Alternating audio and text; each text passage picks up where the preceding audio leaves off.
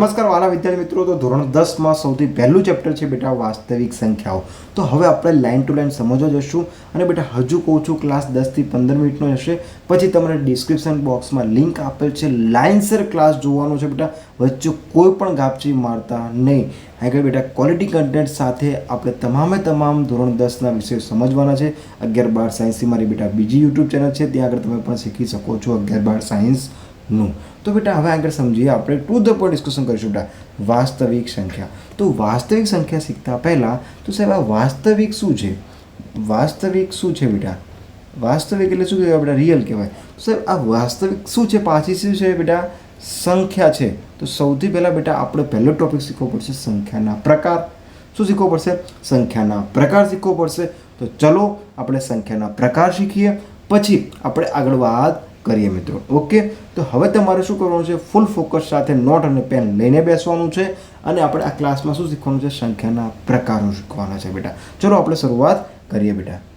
તો ચલો બેટા, આપણે સૌથી પહેલાં આગળ આપણે ટાઇટલ મારીશું બેટા. શું મારીશું ટાઇટલ? કે સંખ્યાના પ્રકારો. ચલો બેટા, ટાઇટલ માર્યું. તો સાહેબ સંખ્યાના પ્રકાર એટલે શું બેટા? માની લો કે તમે કોઈ પણ દુકાને જાઓ છો, કોઈ પણ દુકાને જાઓ છો બેટા.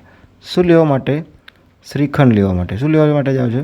શ્રીખંડ લેવા માટે. ઓકે બેટા, તો દુકાનદાર શું પૂછશે કે કયા ફ્લેવરનો લેવો છે બેટા? કયા પ્રકારનો લેવો છે બેટા? આવો પ્રકારનો પ્રશ્ન પૂછે છે. હા, તો સાહેબ આ જે વસ્તુ છે બેટા, જે કયા પ્રકારનો છે, તો આવું જ વસ્તુ આપણે બેટા ગણિતમાં થાય. ઓકે, ગણિતમાં થાય. તો ગણિતમાં થાય છે એટલે કે સંખ્યાના પ્રકારો કેટલા? સંખ્યા તો જોઈ છે બેટા, પણ સંખ્યાના પ્રકારો કેટલા સાહેબ એ સમજાવો.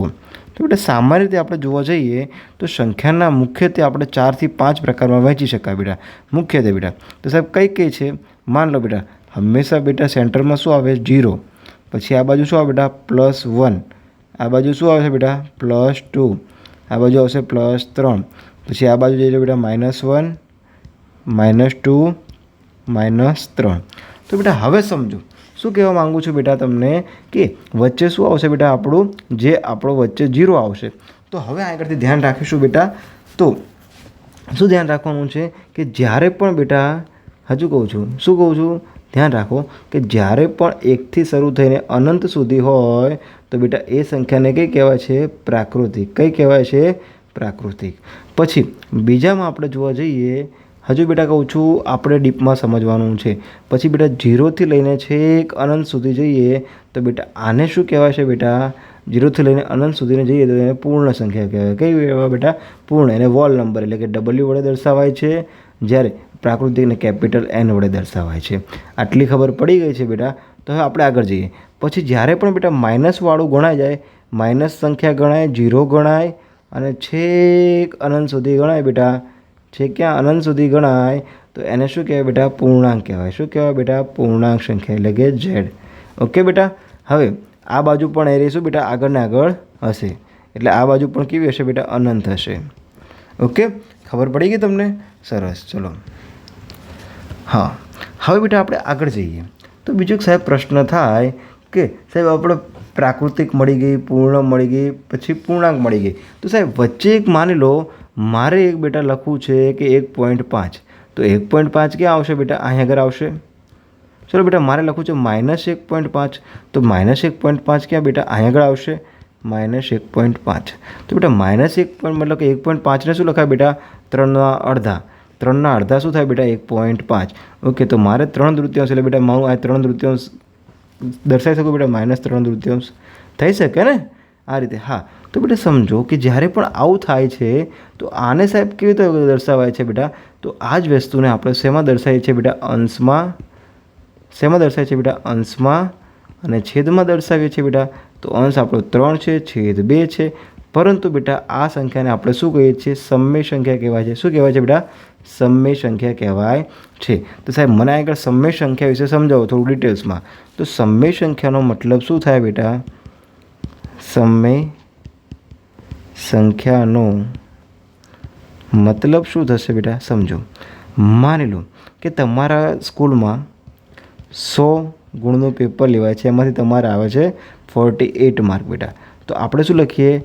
48ના છેદમાં 100, 48ના છેદમાં 100. ઉપર અંશ લખીએ છીએ, નીચે છેદ લખીએ છીએ.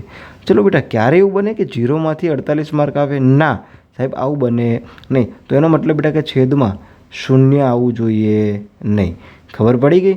તો બેટા આની કન્ડિશન શું કહેવાય બેટા? સમય સંખ્યાને ક્યુ વડે દર્શાવે છે. પછી આપણે પી લઈ શકીએ છીએ, અહીંયા ક્યુ લઈ શકીએ છીએ. બેટા ગમે આલ્ફાબેટ લઈ શકાય. ઓકે, પી એના છેદમાં ક્યુ જ્યાં લખાઈ શકાય બેટા ક્યુ ડઝ નોટ ઇક્વલ ટુ 0. તો હજુ કહું છું બેટા કે આગળ આ જે ક્યુ લીધો છે આપણે, ત્યાં આગળ 0 આવવો જોઈએ નહીં. એટલે કે બેટા છેદમાં 0 આવવો જોઈએ નહીં. તો બેટા આપણને આગળ ખબર પડી ગઈ છે કે સંખ્યાના પ્રકારો કેટલા છે. તો હવે બેટા આગળ આપણે શું કરવાનું છે કે જે આપણે આગળ આપણે બેટા શીખી ગયા છીએ કે સંખ્યાના પ્રકારો કયા કયા છે. તો આપણે અહીં જોઈ લઈએ બેટા. એક તો સંખ્યાના પ્રકારો આપણે જોવા જઈએ તો આપણે એક છે પ્રાકૃતિક, પછી જે પૂર્ણ, પછી પૂર્ણાંક, સમય, અને આ બધી સંખ્યા બેટા એકમાં ભેગી થઈ જાય તો શું બનાવશે? વાસ્તવિક સંખ્યા. તો બેટા તમને આ રીતે ડિટેલમાં સમજશું, એક લાઈન ઉપર કામ કરીશું અને ક્વોલિટી કન્ટેન્ટ સાથે બેટા બેસ્ટ ઓફ ધ બેસ્ટ સંપૂર્ણ કોર્સ હશે બેટા ધોરણ 10 તો. ઓકે, ગણિત વિષય હોય કે અંગ્રેજી વિષય હોય કે ગુજરાતી હોય કે ગમે તે વિષય હોય બેટા, એસએસ હોય, બધા જ આપણે ડિટેલ્સમાં સમજવાનો પ્રયાસ કરીશું. કારણ કે આપણે એક અભિયાન સાથે જોડાયેલા છીએ બેટા, આપણે પ્રકાશ સર સાથે જોડાયેલા છીએ. તો આપણે આ વિશ્વાસ બનાવતા રહીશું મિત્રો. તો આગળ આપણને સમય સંખ્યા ખબર પડી ગઈ. તો હવે હું તમને એક શોર્ટમાં શીખવાડી દઉં છું બેટા. તમારે યાદ કેવી રીતે રાખવાનું બેટા? મેં જે તમને આ ચાર્ટ દોરીને દેખાડ્યો છે એ જ પ્રમાણે તમારે ચાર્ટ યાદ રાખવાનો છે. તમારે કોઈ પણ સ્પર્ધાત્મક પરીક્ષા હોય, કોઈ પણ વસ્તુ બેટા તમે ઇઝીલી સોલ્વ કરી શકીશો. ઓકે, તો હવે હું તમને શું કહું છું બેટા કે હવે હું તમને આગળ લિસ્ટ બનાવી નાખું છું કે સમય સંખ્યા શું છે, કેવી રીતે થાય છે, વાસ્તવિક સંખ્યા શું છે અને કેવી રીતે લખાય છે બેટા. તો આપણે જોઈ લઈએ બેટા. ચલો તો બેટા શરૂઆત કરીએ આપણે અહીંયા આગળથી. તો ચલો શરૂઆત કરવા જઈએ તો આપણે શું કરી લખીએ કે સંખ્યાના પ્રકારો. હવે બેટા હું પાસામાં લખું છું સંખ્યાના પ્રકારો. તો સંખ્યાના પ્રકારો જોવા જઈએ તો સૌથી પહેલાં બેટા સંખ્યાનો પ્રકાર શું આવશે બેટા? પ્રાકૃતિક. કયો આવશે બેટા? પ્રાકૃતિક સંખ્યા. ચલો બીજો પ્રકાર જોવા જઈએ તો પૂર્ણ સંખ્યા. ચલો પછી ત્રીજો પ્રકાર જોઈએ તો પૂર્ણાંક સંખ્યા. ચલો ચોથો પ્રકાર જોવા જઈએ તો આપણે આવશે બેટા સમય સંખ્યા. પછી બેટા પાંચમો પ્રકાર જોવા જઈએ તો વાસ્તવિક સંખ્યા.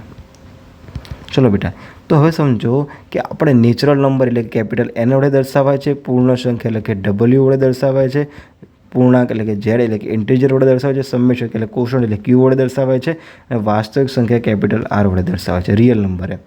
ઓકે બેટા, આ તમારે તમારા જીવનમાં હંમેશા માટે યાદ રાખી દેવાનું, ક્યારેય સાથ છોડશે નહીં. તો ચલો બેટા, પ્રાકૃતિક સંખ્યામાં કોનો સમાવેશ થાય છે? પહેલાં લાઇન્સર જોતા જઈએ. પ્રાકૃતિક સંખ્યામાં કોનો સમાવેશ થશે બેટા? પ્રાકૃતિક સંખ્યામાં સમાવેશ થશે કે 1થી, ક્યાંથી? +1થી. એટલું યાદ રાખવાનું બેટા. +2 છે ક્યાં સુધી બેટા? અનંત સુધી. તમે કોઈ ત્યાં સુધી બેટા. ઓકે, ચલો બેટા, હવે આપણે જોઈશું બીજામાં કઈ છે? પૂર્ણ સંખ્યા. કઈ છે બેટા? પૂર્ણ સંખ્યા. તો પૂર્ણ સંખ્યાની શરૂઆત ક્યાંય થાય છે બેટા? કે ક્યાં થાય છે? 0 +1 +2 છે ક્યાં સુધી બેટા? અનંત સુધી. ઓકે, આમાં શું એડ થયું? માત્ર ને માત્ર 0. ઓકે, ચલો હવે આગળ જોવા જઈએ બેટા. છે જે બેટા કઈ કીધી છે બેટા? પૂર્ણાંક સંખ્યા. કઈ કીધી છે? પૂર્ણાંક એટલે કે ઝેડ એટલે કે ઇન્ટીજર કીધું છે બેટા. ઓકે, તો સમજો તો ઇન્ટીજર કીધું છે બેટા, એમાં શું હશે કે -3. બેટા આ બાજુ અનંત સમજવાની. ઓકે, આ ડોટ ડોટ કરે એટલે બેટા અનંત સમજવાની. શું સમજવાની? અનંત. -3 -2 -1 પછી 0 આવી શકે, +1 +2 અને +3 છે એક અનંત સુધી આવી શકે બેટા. ઓકે, ચલો તો આ સંખ્યાને કઈ કહેવાય બેટા? પૂર્ણાંક. ચલો પછી આગળ જઈએ બેટા. તો આગળ જઈએ તો શું છે બેટા? સમય સંખ્યા છે. શું છે બેટા? સમય સંખ્યા. એને ક્યુ વડે દર્શાવાય છે. તો ચલો જુઓ, ક્યુ વડે દર્શાવાય છે તો સમજો. તો ક્યુ એટલે કે સમય એટલે કે ઉપર અંશના છેદમાં શું હોય બેટા? અંશ અને છેદ હોય, જ્યાં છેદ ડઝ નોટ ઇક્વલ ટુ 0 એટલે કે 0 હોય નહીં. ફોર એક્ઝામ્પલ બેટા કહું કે 3/5. ઓકે, આ ચાલે. બટ હું કહું કે 5/0 તો આ ચાલે નહીં.